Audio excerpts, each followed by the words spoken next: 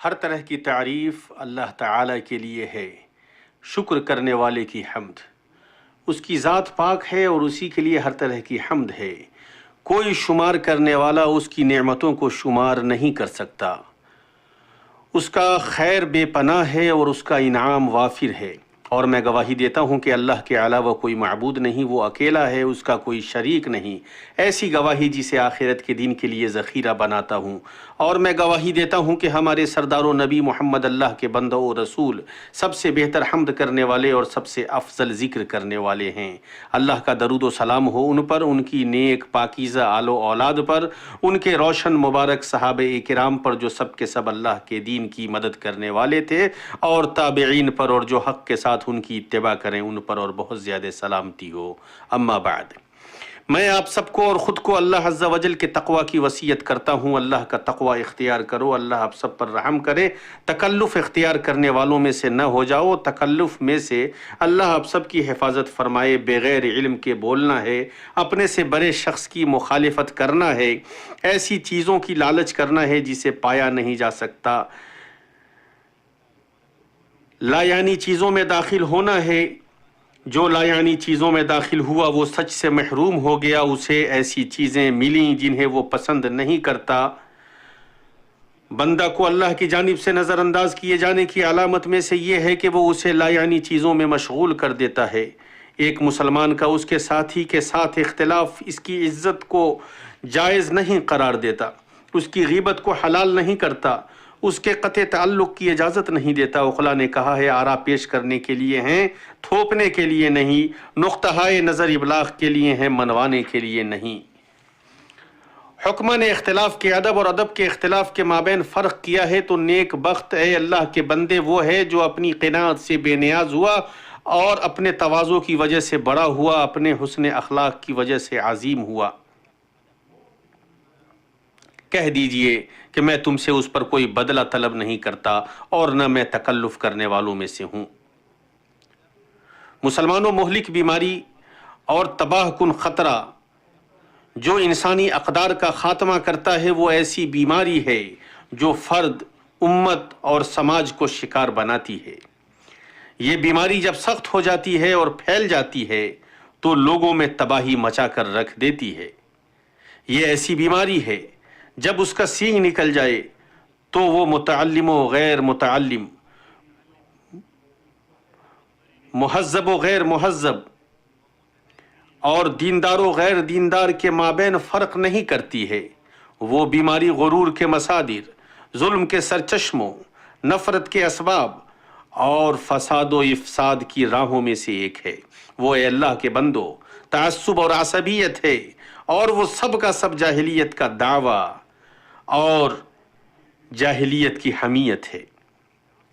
تعصب، غلو و انتہا پسندی، نفرت و گروپ بندی اور گمراہی و کینہ ہے۔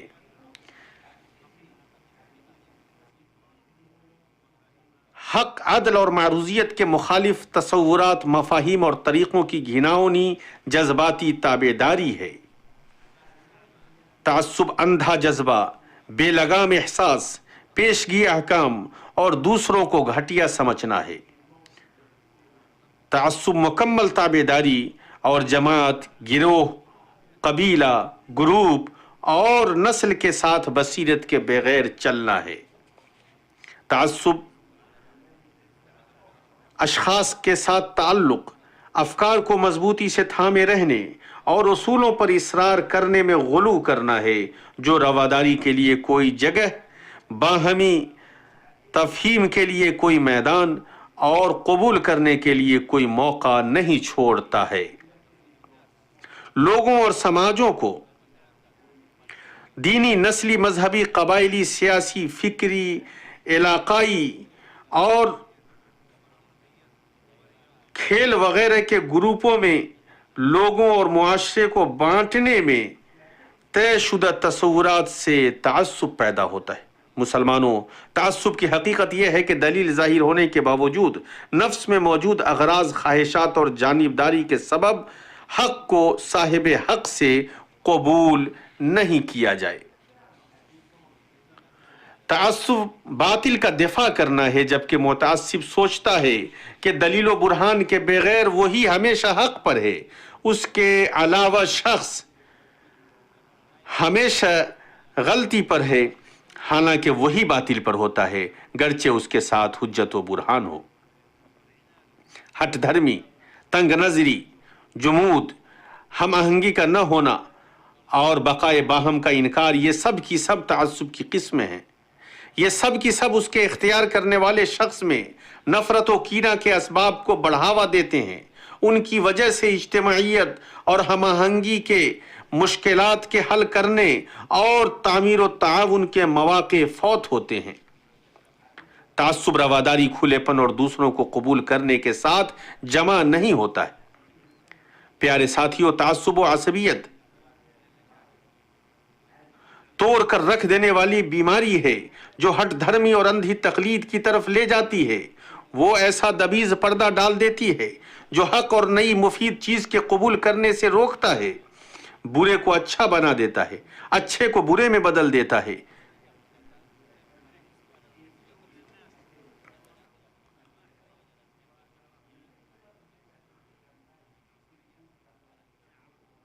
عصبیت ایسا مہلک نعرہ ہے جو انسانی نفس میں اس ماحول میں بڑھتا ہے جس میں وہ نشو و نما پاتا ہے۔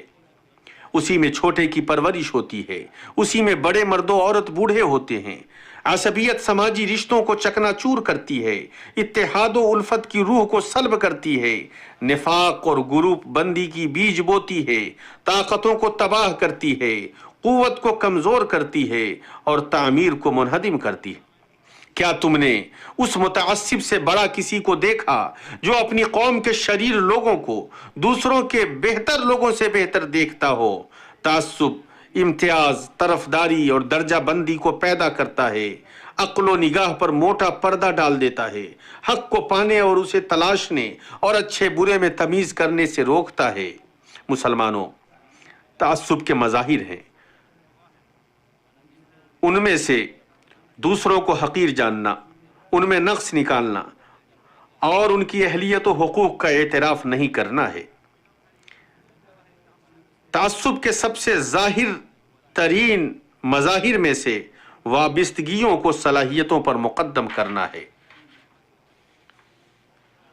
بسا اوقات تعصب برے قول اور تعبیر میں ظاہر ہوتا ہے، کبھی وہ بڑھ کر اس حد تک پہنچ جاتا ہے کہ جس کے خلاف تعصب ہے اس سے تعامل سے بچتا ہے، پھر یہ متعصب آگے بڑھ کر اپنی جماعت اور اپنے گروہ کو اس مخالف شخص سے تعامل سے روکتا ہے، کبھی اس پر ظلم کرنے تک بڑھ جاتا ہے اور کبھی اس کے قتل کرنے اور اس سے چھٹکارا پانے تک کی نوبت آ جاتی ہے۔ اللہ کی پناہ۔ اللہ کے بندوں، متعصبانہ نعروں نے عقائدی شعارات کے ذریعے کتنی سیاسی عداوتوں کو بھڑکایا اور دینی نعروں کو ڈھال بنایا، چنانچہ فرقہ، گروہ اور ٹولیاں بنی۔ سخت ترین درجے کے تعصب نے کس قدر امتیاز، درجہ بندی، جارحیت اور قتل کا سبب بنا، کبھی وہ اجتماعی قتل عام تک پہنچ گیا۔ اللہ کی پناہ۔ اس طرح شہر بدر کرنے، ہجرت کرنے اور جلا وطن کرنے کا سبب بنا۔ تعصب شکل بگارنے، بری تشریح کرنے اور حقائق و وقائع سے تجاہل کرنے کی طرف لے جاتا ہے۔ بھائیو، تعصب کے نقصانات، اس کے خساروں اور اس کی برائیوں نے تاریخ کے صفحات کو سیاہ کیا ہے۔ انبیاء علیہم السلام اور مصلحین نے کس قدر لوگوں کی ہدایت اور انسانیت کی اصلاح میں رکاوٹوں کا سامنا کیا، اس کا قائد و رائد تعصب ہی تھا۔ ان جہنم کی طرف رہنمائی کرنے والے ان کے امام نے کہا، ارشاد ربانی ہے، میں تمہیں وہی رائے دے رہا ہوں جو خود دیکھ رہا ہوں، اور میں تو تمہیں بھلائی کی راہ ہی بتلا رہا ہوں۔ تعصب کے سبب خون بہے، حقوق ضائع ہوئے اور ظلم پھیلا۔ تعصب میں امت کی طاقتوں کی عجیب بربادی ہے۔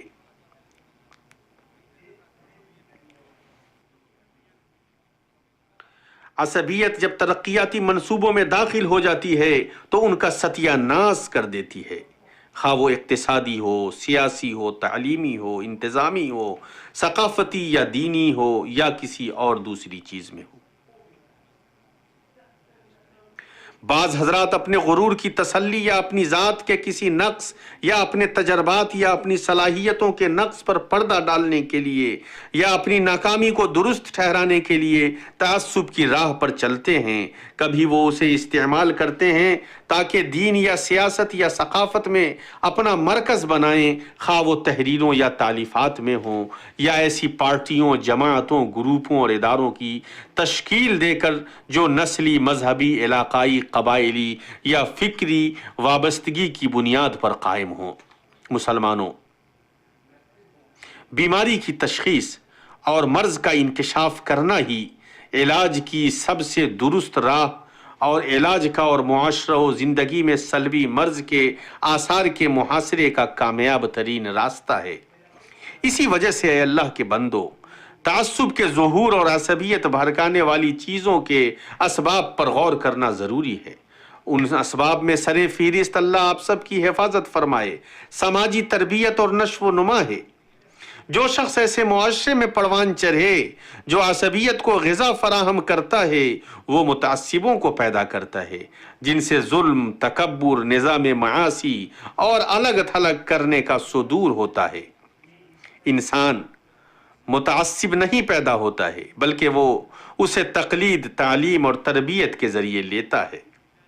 ان اسباب میں سے عدل، انصاف، شفافیت اور مساوات کا غائب ہونا ہے، جیسے اقدار و اخلاق کا فقدان، جو جارحیت، نفرت، گروہوں کی طرفداری اور جماعتوں کی جانبداری کو جنم دیتے ہیں۔ ان میں سے علماء، مشائخ، عظیم شخصیات اور سماج کے رؤساء کے سلسلے میں لوگوں کا غلو کرنا ہے۔ تعصب کے عظیم ترین اسباب میں سے مذہبی اختلافات، قبائلی نعروں اور علاقائی و جغرافیائی امتیازات کو بھڑکانا ہے۔ پھر اس کے ساتھ کینے اور نفرت کے جذبات بھڑکائے جاتے ہیں، خاص طور پر جبکہ وہ ایسے گزرے ہوئے تاریخی واقعات کو کوریدتے ہیں جو بہت پرانے ہو چکے ہیں۔ وہ واقعات اپنے وقت میں بھی قابل تعریف اور اچھے نہیں تھے، تو اب کیسے ہو سکتے ہیں جبکہ زمانے نے انہیں دفن کر دیا ہے اور غیر دانش مند حضرات یا نفرت و فساد پھیلانے والے انہیں زندہ کر رہے ہیں اور بھڑکا رہے ہیں۔ دراصل وہ حاضر کو بے وقت ماضی پر قیاس کرنا چاہتے ہیں۔ یہ منحرف طریقہ قوا کو رائیگاں کرتا ہے، طاقتوں کو ناکارہ بناتا ہے، امت میں تفرقہ پیدا کرتا ہے، اہداف کو پارا پارا کرتا ہے، صرف گھناؤنی عصبیت، انتہا پسندانہ رجحانات اور غلو سے لبریز راہوں کو ہی جنم دیتا ہے۔ وہ سماج کو اس بات سے محروم کر دیتا ہے کہ وہ محبت، رحمت اور اخوت پر اکٹھا ہو۔ اسی وجہ سے امت کی ہوا اکھڑ جاتی ہے، اس کے حدود اور ممالک کو حلال سمجھ لیا جاتا ہے، دشمنوں کے لیے دروازے کھول دیے جاتے ہیں، وہ ہر دروازے سے اس میں داخل ہوتے ہیں، دین پر حملہ کرتے ہیں، عظمت و مقام کا ستیہ ناش کرتے ہیں، دولتوں کو لوٹتے ہیں اور رشتوں کو کاٹتے ہیں۔ جو چیز نظروں کو متوجہ کرتی ہے نہایت افسوس کے ساتھ وہ یہ ہے کہ بعض ڈش چینلز اور سوشل میڈیا کے وسائل ارادتاً یا بغیر ارادے کے اپنے پروگراموں اور کمنٹس میں ایسی چیزوں کو اختیار کرتے ہیں جن کی وجہ سے مذہبی اختلافات، قبائلی عصبیتیں، علاقائی امتیازات اور گروہی فتنے بھڑکتے ہیں، اور یہ سب کے سب افسوس کے ساتھ انہیں اس طرح کی چیزوں کو بھڑکانے والی تاریخی میراث کی کمی نہیں ہوتی، بلکہ مشتبہ میڈیا ان کا اثاثہ ہے اور وہ اس کے لشکر ہیں۔ بھائیو، علاج کے عظیم ترین وسائل میں سے یہ ہے کہ نئی نسلوں کی تربیت ایسے تربیتی کورسوں کے ذریعے کی جائے جو رواداری، تمام لوگوں کے حقوق کی حفاظت اور ان سب کے احترام پر مبنی ہو۔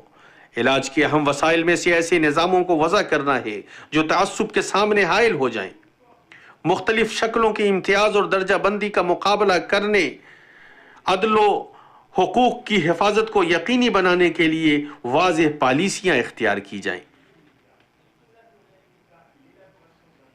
علاج کے بڑے وسائل میں سے حق کو تلاش کرنا، اسے تسلیم کرنا، اس کے لیے کوشش کرنا اور وہ جہاں سے بھی آئے اسے قبول کرنا ہے۔ اور اس کے بعد اللہ آپ سب کی حفاظت کرے۔ انسانوں کا مختلف رنگوں میں پیدا ہونا کب انہیں بعض کو بعض پر فضیلت دیتا ہے، اور کب کسی زمین پر پیدا ہونا اسے دوسری سرزمین سے زیادہ معزز بناتا ہے۔ کیا کوئی جنین کسی مخصوص وطن سے کسی نسب کے مقابلے میں زیادہ معزز نسب والا پیدا ہوتا ہے؟ جبکہ ہمارے نبی محمد صلی اللہ علیہ وسلم نے فرمایا جس کا عمل اسے پیچھے کر دے تو اسے اس کا نسب آگے نہیں بڑھا سکتا۔ آپ صلی اللہ علیہ وسلم نے اپنے اہل بیت سے فرمایا ایسا نہ ہو کہ لوگ میرے پاس اپنے اعمال کے ساتھ اور تم اپنے نسب کے ساتھ آؤ۔ آپ نے اپنی بیٹی فاطمہ سے کہا جو آپ کا ایک ٹکڑا اور سارے جہان کے خواتین کی سردار ہیں رضی اللہ عنہا وارضاہا، اے فاطمہ بنت محمد، میں اللہ سے تمہیں کچھ بھی بے نیاز نہیں کر سکوں گا۔ اللہ تعالیٰ نے نوح علیہ السلام کو ان کے بیٹے کے سلسلے میں کہا اے نوح، یقیناً وہ تیرے گھرانے سے نہیں ہے، اس کے کام بالکل ہی ناشائستہ ہیں۔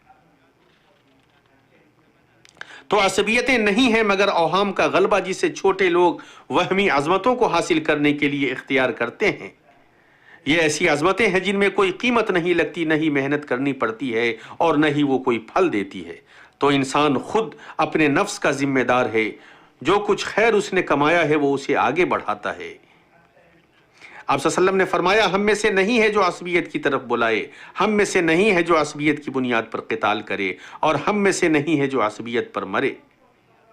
ایک دوسری حدیث میں ہے جو مجہول جھنڈے تلے عصبیت کی دعوت دیتے ہوئے یا عصبیت کی مدد کرتے ہوئے قتل کیا گیا تو وہ جاہلی قتل ہے۔ اللہ تعالیٰ نے فرمایا کیا اسے اس چیز کی خبر نہیں دی گئی جو موسیٰ علیہ السلام کے اور وفادار ابراہیم کے صحیفوں میں تھا کہ کوئی شخص کسی دوسرے کا بوجھ نہ اٹھائے گا، اور یہ کہ ہر انسان کے لیے صرف وہی ہے جس کی کوشش خود اس نے کی، اور یہ کہ بے شک اس کی کوشش عنقریب دیکھی جائے گی، پھر اسے پورا پورا بدلہ دیا جائے گا۔ اللہ تعالیٰ ہمیں اور آپ کو قرآن عظیم اور وسلم کے طریقے میں برکت عطا فرمائے۔ میں اپنی یہ باتیں کہتا ہوں اور اللہ تعالیٰ سے اپنے لیے اور آپ سب کے لیے اور سارے مسلمانوں کے لیے ہر طرح کے گناہوں اور غلطی سے مغفرت طلب کرتا ہوں۔ تم سب اسی سے مغفرت طلب کرو، وہ بہت زیادہ معاف کرنے والا اور بہت زیادہ رحم کرنے والا ہے۔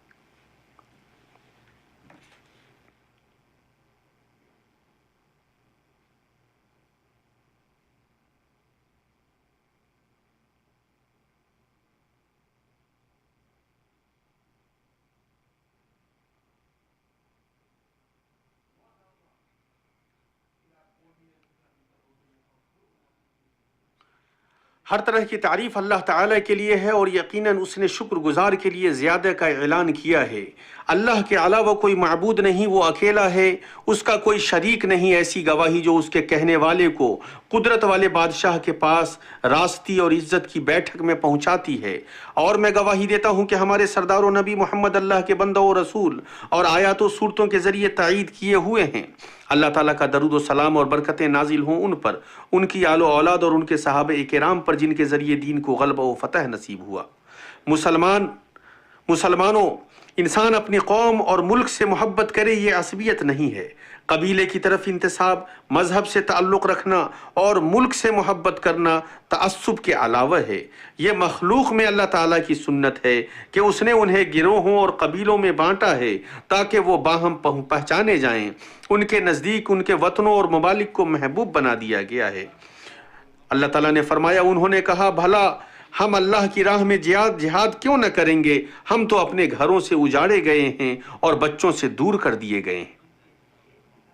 لیکن عصبیت باطل کے لیے تعصب کرنا، حق کا انکار کرنا، انصاف سے انحراف کرنا، ظلم پر ڈٹا رہنا اور اس پر مدد کرنا، یا ان چیزوں پر قبیلے یا مذہب یا فکر یا اصول یا مٹی کی بنیاد پر فخر کرنا ہے۔ خرافات، بری عادتیں اور مذموم تقالید نہیں نقل کی گئیں مگر عصبیت کے سبب اور آباء و اجداد سے برے تعلق کی بنیاد پر۔ جب عصبیت فرد و جماعت سے ختم ہو جاتی ہے تو لوگ حکمت، عقل، عدل، سکون، رحمت اور صحیح دینداری کے ساتھ برتاؤ کرتے ہیں۔ عصبیت کو چھوڑنے سے عنقریب بہت سارے اختلاف و نزاع کے اسباب زائل ہو جائیں گے۔ سماج اطمینان، محبت اور اخوت کے ساتھ زندگی گزارے گا۔ معاشرے خیر، صلاح اور تقوی کی بنیادوں پر بلند ہوتے ہیں، نہ کہ اندھی عصبیت، کھوکھلے غرور کے دعووں کی بنیاد پر۔ آگاہ رہو، اللہ تعالیٰ کا تقوی اختیار کرو، آپ اللہ آپ سب پر رحم پر کرے اور جان لو کہ عصبیت کے اثرات کی جو بھی قسم ہو وہ سماج کو توڑنے اور اس کے ڈھانچے کو منہدم کرنے میں عصبیت کے اثرات سے زیادہ خطرناک ہے۔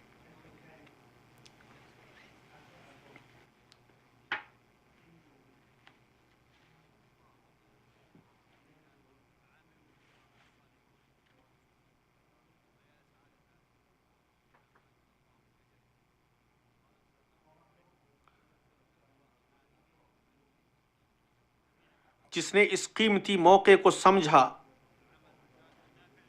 اور بہترین اور درست عمل کیا،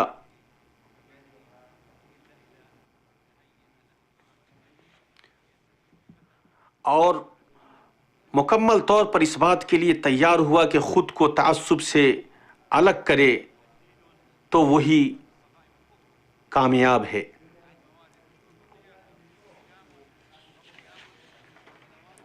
صیام و قیام، درود، اذکار، قرآن اور تسابیح، یہ سب بندے کو کے دل میں اللہ کا تقوی پیدا کرنے والی ہیں، اور راحت کے ذریعے نہیں حاصل کی جا سکتی۔ جس نے ان چیزوں کی اہمیت کو سمجھا اور ان کے لیے کوشش کی، دراصل راحت انہیں نصیب ہوگی۔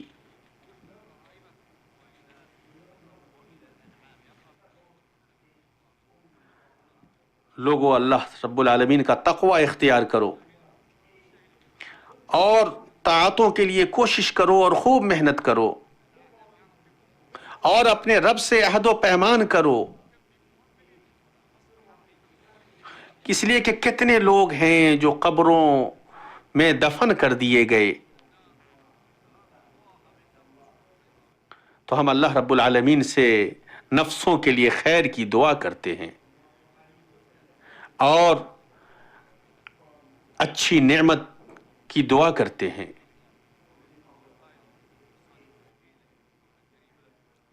اللہ تعالیٰ نے فرمایا کہ اللہ تعالیٰ اور اس کے فرشتے آپ صلی اللہ علیہ وسلم پر درود و سلام بھیجتے ہیں۔ اے وہ لوگوں جو ایمان لائے ہو، آپ پر درود و سلام بھیجو۔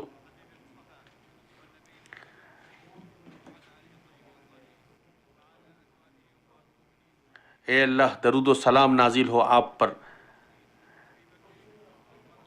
آپ کی آل و اولاد پر، آپ کے صحابہ کرام پر، ابو بکر، عمر، عثمان اور علی رضی اللہ عنہم پر۔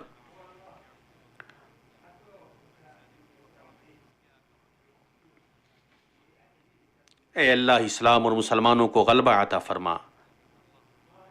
اے اللہ، اسلام اور مسلمانوں کو غلبہ عطا فرما۔ اے اللہ، اسلام اور مسلمانوں کو غلبہ عطا فرما۔ شرک اور مشرکوں کو ذلیل و خوار فرما۔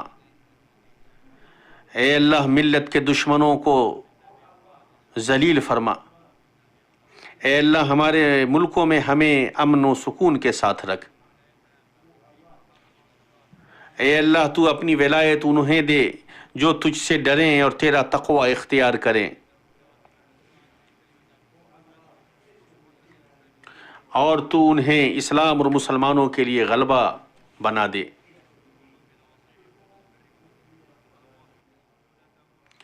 اے اللہ، مسلمانوں کے سربراہان مملکت کو ان چیزوں کی توفیق عطا فرما جس میں بندے کی اور ممالک کی بھلائی ہے، اور ان کے کلمے کو حق اور ہدایت کے اوپر جمع کر دے۔ اے اللہ، مسلمانوں کے حالتوں کی اصلاح فرما دے اور انہیں حق، ہدایت اور سنت پر جمع فرما دے۔ اے اللہ، مسلمانوں کے ممالک میں امن و سکون اور خوشحالی کو عام کر دے۔ اے اللہ، ہمارے لشکروں کی مدد فرما۔ اے اللہ، ان کی تیر کو، ان کے نشانے کو درست فرما دے، اور جو ان پر ظلم کرنا چاہیں ان پر ان کی مدد فرما۔ اے اللہ، ان کی دائیں بائیں، اوپر نیچے، ہر طرف سے مدد فرما۔ اے اللہ، ان کے شہیدوں کی مغفرت فرما دے، زخمیوں کو شفا یاب فرما دے۔ اے اللہ، مسلمانوں کی مدد کرنے والے، مسلمانوں کی مدد فرما، فلسطین، برما، لیبیا، عراق، سیریا، یمن، ہر جگہ مدد فرما جہاں مسلمان ظلم و جارحیت کے شکار ہوئے ہیں۔ اے اللہ کمزوروں کی مدد کرنے والے، ان کی مدد فرما اور ان کی سربراہی فرما، ان کے کلمے کو متحد فرما۔ اے اللہ ہم ان کے لیے تجھ سے مانگتے ہیں، تجھ سے دعائیں کرتے ہیں۔ اے اللہ سرکشوں کو سبق سکھا دے، اور جو ان کی مدد کریں، ان کی معاونت کریں، انہیں بھی سبق سکھا دے۔ اے اللہ ان کی تباہی ان کی تدبیر میں ہی بنا دے۔ اے اللہ یہود غاصبوں کی گرفت فرما۔ اے اللہ تو ان پر ایسی مصیبت نازل فرما، اپنی مصیبت جو لوٹائی نہیں جاتی ہے۔ اے اللہ ان کے شروں سے ہم پناہ مانگتے ہیں۔ اے اللہ ہمارے عیوب کی حفاظت فرما، ہمارے گناہوں کو بخش دے، ہمارے مریضوں کو شفا یاب فرما، ہمارے مقروضوں کے قرضوں کو ادا کر دے۔ اے اللہ ہمیں دنیا میں بھی بھلائی عطا فرما، آخرت میں بھی بھلائی عطا فرما، اور جہنم کے عذاب سے بتا۔ ہر طرح کی پاکی اللہ رب العالمین کے لیے ہے۔